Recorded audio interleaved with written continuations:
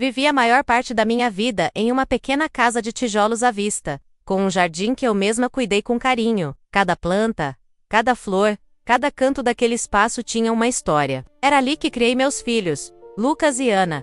Lembro-me das tardes ensolaradas em que os via brincar no quintal, suas risadas ecoando como música em meus ouvidos. O tempo passou, e agora, com os filhos crescidos e seguindo seus próprios caminhos, eu esperava que a vida me presenteasse com momentos de tranquilidade e alegria. Mas a vida, como sempre, tinha outros planos. Nos últimos meses, percebi que algo estava mudando. Lucas, meu filho mais velho, parecia distante. O olhar que antes era cheio de amor e admiração, agora estava frequentemente nublado por uma frustração que eu não conseguia entender. Ele sempre foi tão carinhoso, sempre me chamava de mãe, querida. Mas agora, as palavras que saíam de sua boca eram como facas afiadas. Foi em uma tarde qualquer, enquanto eu preparava o lanche para os netos, que tudo mudou. Eles estavam brincando no quintal, e eu estava tão envolvida em lembranças de quando Lucas e Ana eram pequenos que não percebi a tensão que se acumulava na sala. Quando Lucas entrou, o clima já estava pesado. Ele começou a reclamar de algumas contas, de como a vida estava difícil. E eu, na tentativa de ajudar, sugeri que ele economizasse um pouco. Foi então que ele olhou para mim, com uma expressão que eu não reconhecia, e disse: "Você não entende nada, mãe. Você é inútil." As palavras ressoaram na minha mente como um eco doloroso. Inútil? Como eu poderia ser inútil? Fui eu quem o ensinei a andar, a falar, a ser o homem que ele é. Fui eu quem o apoiou em todas as suas escolhas, mesmo quando não concordava. E agora, ali estava ele, diante de mim, como se eu fosse um peso que ele carregava. Os netos, que até então estavam felizes e brincando, pararam. O silêncio se instalou como uma névoa densa. O olhar confuso de Sofia, a mais nova, me cortou o coração. Eu não queria que eles vissem isso. Não queria que eles soubessem que a família que eu sempre sonhei em construir estava se desmoronando diante de meus olhos. As lágrimas começaram a escorregar pelo meu rosto, e eu me senti vulnerável, desprotegida. Tentei responder, mas as palavras falharam. O que eu poderia dizer? Que eu me sentia como uma estranha em minha própria casa? Que a dor daquela ofensa ecoava em cada canto do meu ser? Em vez de me defender, apenas me afastei, buscando refúgio no humilde jardim, onde as flores ainda dançavam ao vento, alheias ao caos que se desenrolava dentro de mim. Nos dias seguintes, a situação só piorou. Lucas começou a dividir o aluguel com um amigo em um apartamento que antes era meu. Um espaço que eu havia construído com tanto amor, agora estava sendo habitado por estranhos. Ele não me pediu a opinião Naomi Aviso, apenas fez, como se eu não importasse. E, em um momento de desespero, percebi que ele estava se distanciando de mim, como se quisesse cortar os laços que nos uniam. Ana, por outro lado, tentava ser a pacificadora. Ela sempre teve esse dom, mas eu sentia que nem mesmo ela conseguia entender a profundidade da ferida que Lucas havia causado. As conversas entre nós se tornaram mais frequentes, mas sempre em um tom de sussurro, como se falássemos de algo proibido. Ela me dizia que Lucas estava passando por uma fase complicada, que eu deveria ser mais compreensiva. Mas como poderia ser compreensiva quando o que eu sentia era uma mistura de dor e confusão? As noites se tornaram longas e solitárias. Eu me pegava olhando as fotos da família, buscando aquela conexão que parecia ter se perdido. O sorriso dos meus filhos, as festas de aniversário, as férias em família, tudo isso agora parecia tão distante, e, a cada dia que passava, a sensação de que eu estava perdendo meu filho aumentava. Eu não queria ser uma mãe inútil. Queria ser a mãe que sempre estive, a que sempre acreditou que o amor poderia superar qualquer barreira.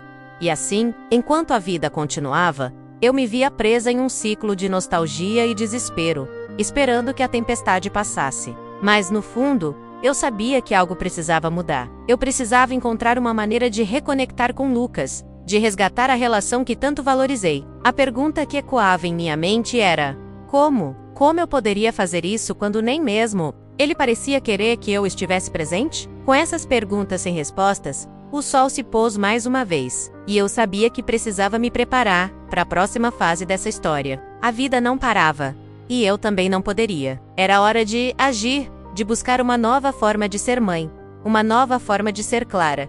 E com isso, eu me permiti um último suspiro profundo, antes de dar o primeiro passo rumo ao que viria a seguir. Lucas continuava a se distanciar, e a cada interação, eu sentia que uma barreira invisível se tornava mais espessa. Ele não apenas se mudara para o apartamento que um dia foi meu. Agora, ele parecia estar se cercando de pessoas que eu não conhecia, amigos que eu nunca havia visto. Eles apareciam em fotos nas redes sociais, sorrindo ao lado dele, enquanto eu me sentia como uma estranha. O que havia acontecido com meu filho? O menino que eu criei com tanto amor e dedicação estava se transformando em alguém que eu mal reconhecia. Ana, por sua vez, tentava ser a mediadora, mas havia algo em seu olhar que me deixava inquieta. Ela falava sobre Lucas como se estivesse defendendo um aliado em uma batalha. E eu não conseguia entender por que ela não enxergava a verdade. Às vezes ela mencionava pequenos detalhes sobre a vida dele, como se estivesse tentando me proteger de uma realidade que eu não queria ver. Ele só está passando por uma fase difícil, mãe.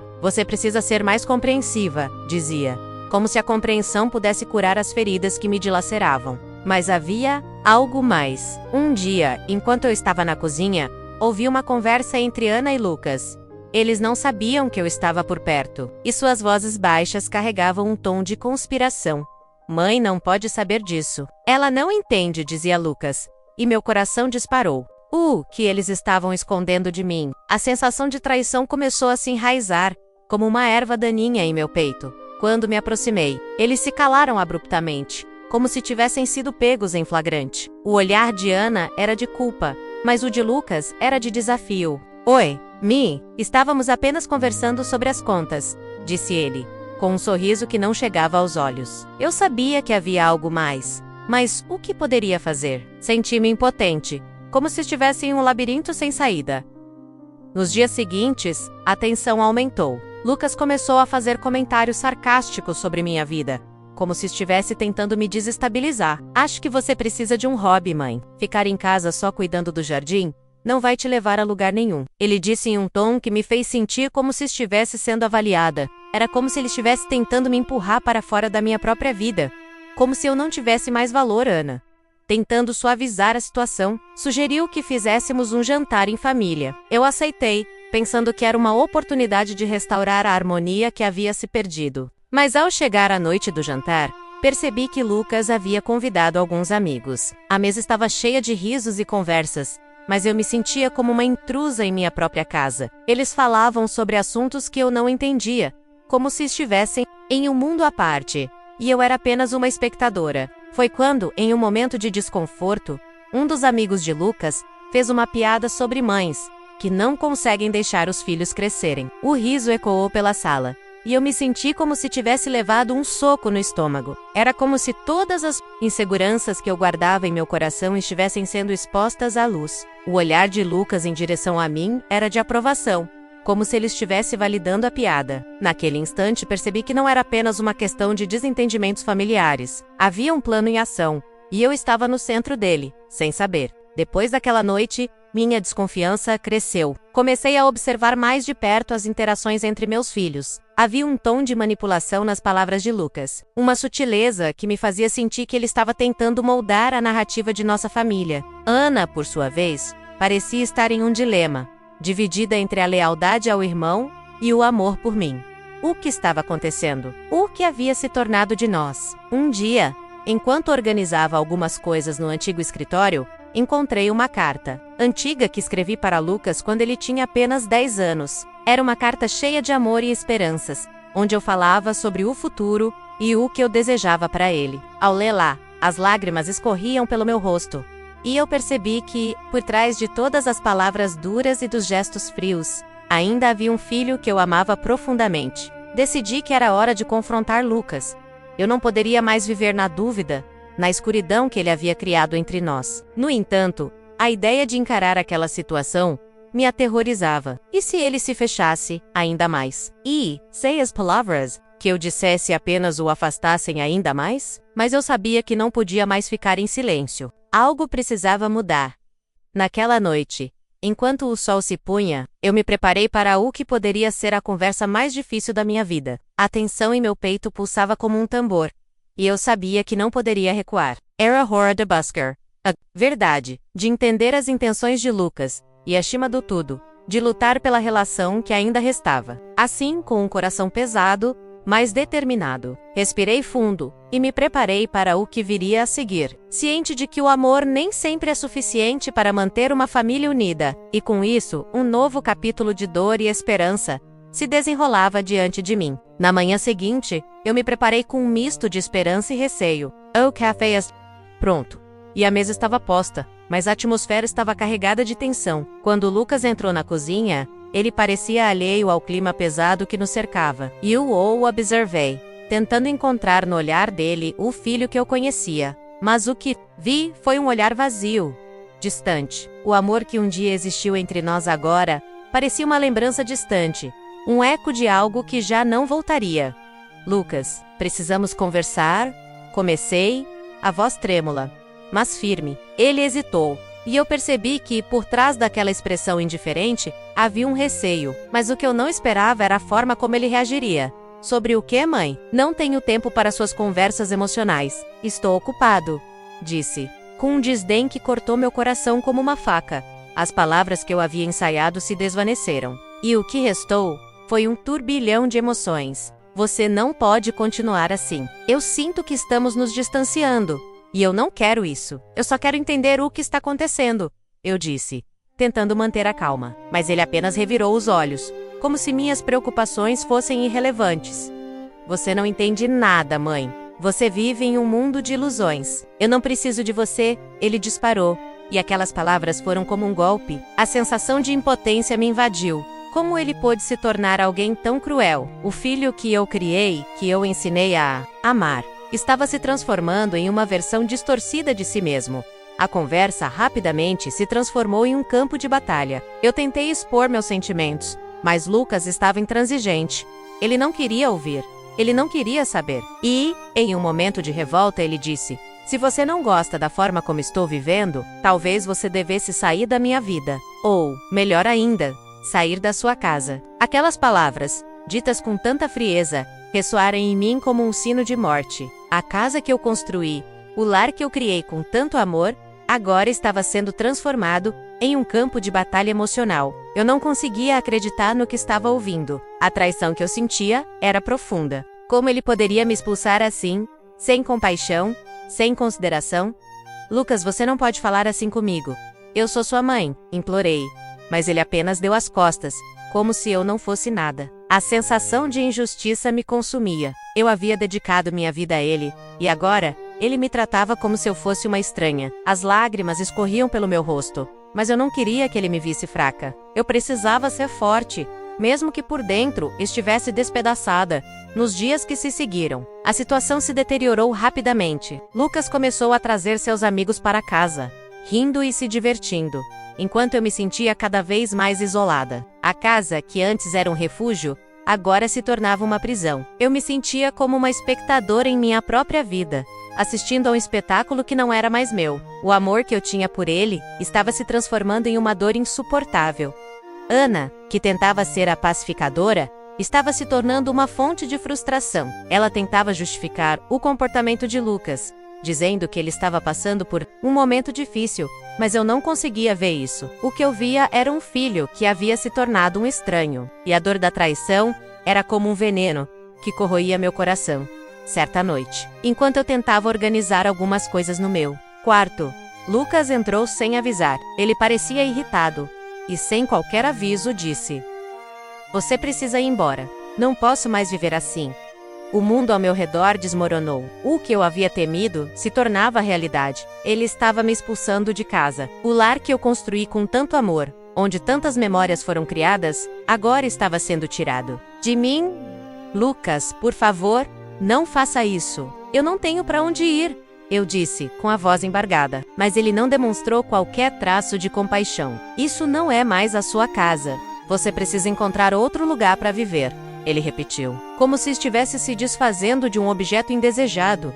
A sensação de traição e impotência era esmagadora. Como ele pôde fazer isso comigo? A dor era tão intensa que eu mal conseguia respirar. Eu não era apenas uma mãe sendo expulsa. Eu era uma mulher que havia dedicado sua vida a criar um lar. E agora tudo estava se desmoronando.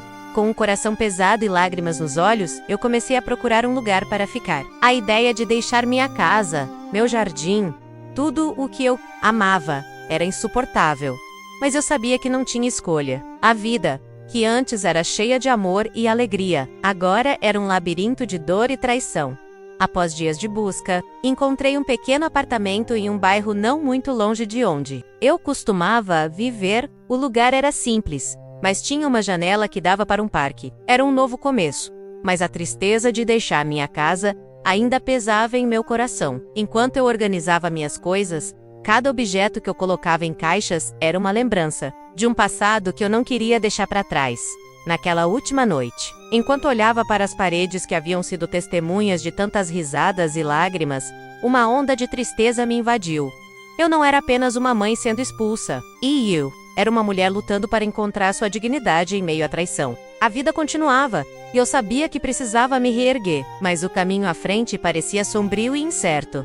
Enquanto fechava a porta pela última vez, uma parte de mim ficou para trás, e eu não sabia se conseguiria recuperar o que havia perdido. O novo ambiente era um reflexo do que eu estava me tornando. Um espaço vazio, mas com a promessa de um recomeço. E assim, com o coração pesado, dei o primeiro passo em direção ao desconhecido, determinada a encontrar uma nova forma de ser. Clara, mesmo que o caminho estivesse repleto de dor e incertezas, as manhãs eram as mais difíceis, e eu acordava aí, por um breve momento, esquecia que tudo havia mudado. Mas ao abrir os olhos e ver o quarto sem vida, a realidade me atingia como um soco no estômago. Acordava com a esperança de que Lucas aparecesse na porta, com um sorriso ou um pedido de desculpas. Mas a verdade era que ele havia escolhido se afastar de mim, e eu não sabia como lidar com isso.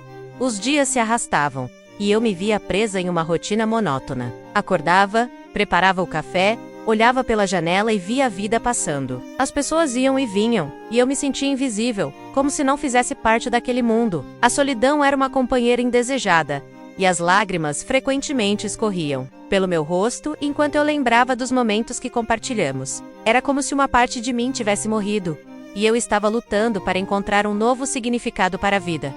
Foi em uma dessas manhãs sombrias que decidi sair para dar uma volta no parque que ficava perto do meu novo lar. OAR Fresco EA. Luz do sol era um bálsamo para minha alma ferida. Enquanto caminhava, observei as famílias brincando, crianças correndo e risadas ecoando no ar. Um aperto no coração me fez parar. Eu queria estar ali, com Lucas e Ana, mas a verdade era que eu estava sozinha, e a dor da traição ainda queimava em meu peito.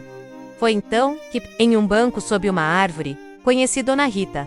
Ela era uma mulher, de cabelos grisalhos, com um sorriso caloroso e olhos que brilhavam com sabedoria. Ela estava sentada, lendo um livro, e quando eu me sentei ao seu lado, ela me cumprimentou com um aceno de cabeça.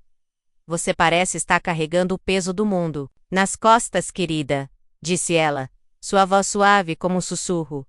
Eu não sabia como responder. Que poderia dizer a uma estranha sobre a dor que me consumia, mas de alguma forma, as palavras começaram a fluir. Falei sobre Lucas, sobre como ele havia se tornado alguém que eu mal reconhecia, sobre a dor de ser chamada de inútil e de ser expulsa de casa. Enquanto falava, as lágrimas escorriam pelo meu rosto. Dona Rita me ouviu com atenção e quando terminei, ela me olhou nos olhos e disse: Você não é inútil, Clara. O que aconteceu com você não é culpa sua. O que você está sentindo é um abuso emocional. E você não deve aceitar isso de ninguém, nem mesmo de quem você ama. Suas palavras foram como um raio de luz em meio à escuridão. Eu nunca tinha pensado na minha situação dessa forma. O que Lucas havia dito, as ofensas e a rejeição, tudo isso era um abuso? Eu me sentia culpada, como se tivesse falhado de alguma forma. Mas Dona Rita me ajudou a ver que a dor que eu estava sentindo era válida. Conversamos por horas, e ela compartilhou sua própria história de superação. Ela havia perdido um filho para as drogas, e a dor que sentiu a fez se fechar por anos. Mas, com o tempo, ela encontrou uma maneira de se reerguer e de buscar a felicidade novamente. A vida é feita de recomeços, Clara. Às vezes, precisamos passar por momentos difíceis para encontrar a força que nem sabíamos que tínhamos. Ela disse, com um olhar encorajador. A cada palavra, eu senti uma pequena chama de esperança se acender dentro de mim. Dona Rita não apenas me ouviu, ela me fez sentir que eu não estava sozinha. A dor que eu carregava não era apenas minha, era uma dor que muitas mulheres enfrentavam. E ao compartilhar nossas histórias, Eu percebia que havia uma comunidade de pessoas dispostas a apoiar umas às outras. Nos dias que se seguiram, comecei a me encontrar com Dona Rita regularmente. Nossas conversas eram um alívio, e eu comecei a abrir meu coração sobre outras feridas que eu havia guardado por anos. A relação com Lucas, a dor de ser rejeitada e o medo de não ser suficiente. Ela me ajudou a entender que eu merecia amor e respeito, e que não deveria me submeter a abusos, independentemente de quem os proferisse. Com o tempo, comecei a me sentir mais forte. Comecei a fazer pequenas mudanças em minha vida. Decidi que não podia mais viver em função do que Lucas pensava de mim. Era hora de me reerguer, de buscar a mulher que eu sempre fui. A cada encontro com Dona Rita, eu me sentia mais empoderada, mais capaz de enfrentar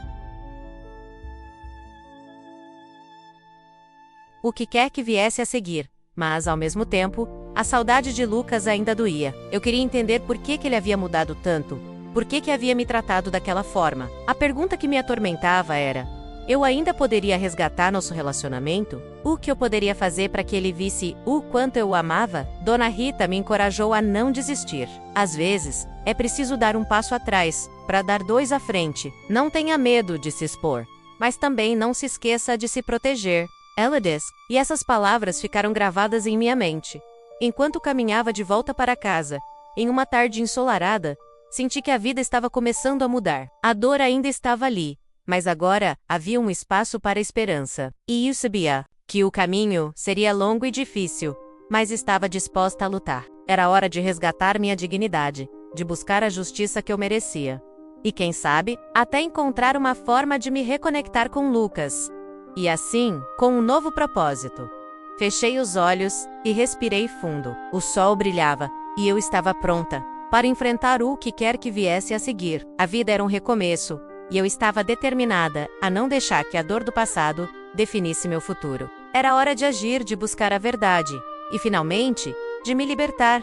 Mas algo começou a mudar dentro de mim. As conversas com Dona Rita me despertaram para uma nova realidade. Eu não era a mulher fraca que Lucas acreditava que eu era. E eu era forte, resiliente e merecia respeito. A cada encontro, eu me sentia mais empoderada, como se estivesse despertando de um longo e doloroso pesadelo. A vida estava me dando uma segunda chance e eu não poderia deixá-la escapar. Foi em uma dessas manhãs, enquanto observava as folhas das árvores dançando ao vento, que a ideia de buscar justiça se formou em minha mente. Não apenas justiça pelo que Lucas havia feito, mas uma justiça que me libertasse das amarras do passado e me permitisse ser quem eu realmente era. A mulher que sempre sonhou em ser mais do que uma mãe ou uma esposa. A mulher que queria viver plenamente, com dignidade e amor próprio. Decidi que era hora de agir. Primeiro, procurei informações sobre grupos de apoio para mães que enfrentavam situações semelhantes. Descobri que não estava sozinha. Muitas mulheres, assim como Yu, haviam sido chamadas de inúteis, menosprezadas por aqueles que mais amavam. Juntas, formamos uma rede de apoio, onde compartilhávamos nossas histórias e nos ajudávamos a encontrar força nas fraquezas. Com o apoio dessas mulheres incríveis, comecei a entender que a dor que carregava não era uma sentença de morte, mas um convite para a transformação. Aprendi a valorizar minhas conquistas, mesmo as mais simples. Cada passo que eu dava em direção à minha recuperação era uma vitória. E, enquanto me cercava de pessoas que me apoiavam, comecei a me sentir mais forte, mais capaz de enfrentar Lucas e tudo o que ele havia me feito passar. Um dia, enquanto conversava com um grupo de mulheres, uma delas mencionou a importância de estabelecer limites. Você não precisa aceitar o que não é bom para você, Clara. Às vezes, é preciso se afastar para se proteger, disse ela, e aquelas palavras ressoaram profundamente em mim. Eu percebi que, por muito tempo, havia tolerado o comportamento abusive de Lucas, acreditando que era meu dever como mãe suportar tudo em silêncio. Foi então que decidi que não poderia mais permitir que ele me ferisse. Eu precisava me valorizar, e isso significava enfrentar a verdade. Com coragem, escrevi uma carta para Lucas. Na carta, expus meus sentimentos, minha dor e a necessidade de um respeito mútuo. Não queria mais ser vista como uma inútil, mas como a mulher que sempre fui, uma mãe que deu tudo por seus filhos, que lutou e que merece amor. Enviei a carta e a espera pela resposta foi angustiante. Eu sabia que poderia ser ignorada, mas, ao mesmo tempo, Sentia que havia feito o que precisava para me libertar. E, para minha surpresa, Lucas respondeu. Ele não pediu desculpas, mas em suas palavras havia um tom de confusão e arrependimento. Ele me disse que estava passando por um momento difícil, que a vida o havia pressionado de formas que ele não sabia lidar. A resposta não era o que eu esperava, mas era um começo. A partir desse momento, decidi que não queria apenas recuperar meu relacionamento com Lucas, mas também queria que ele entendesse o impacto de suas palavras e ações. Comecei a me encontrar com ele em um café, conversas que antes pareciam impossíveis. Eu falava sobre como suas palavras me feriram, mas também sobre como eu havia encontrado força em mim mesma. Eu não era mais a mãe que ele poderia desprezar. Eu era Clara, uma mulher que estava se reerguendo. Esses encontros eram desafiadores. Eu sentia a tensão no ar, mas também havia uma nova dinâmica. Lucas começou a ouvir, a compreender que suas ações tinham consequências. Não foi fácil, e muitas vezes eu me sentia vulnerável, mas a cada conversa, a cada lágrima compartilhada, eu sentia que estávamos construindo uma ponte para um novo relacionamento.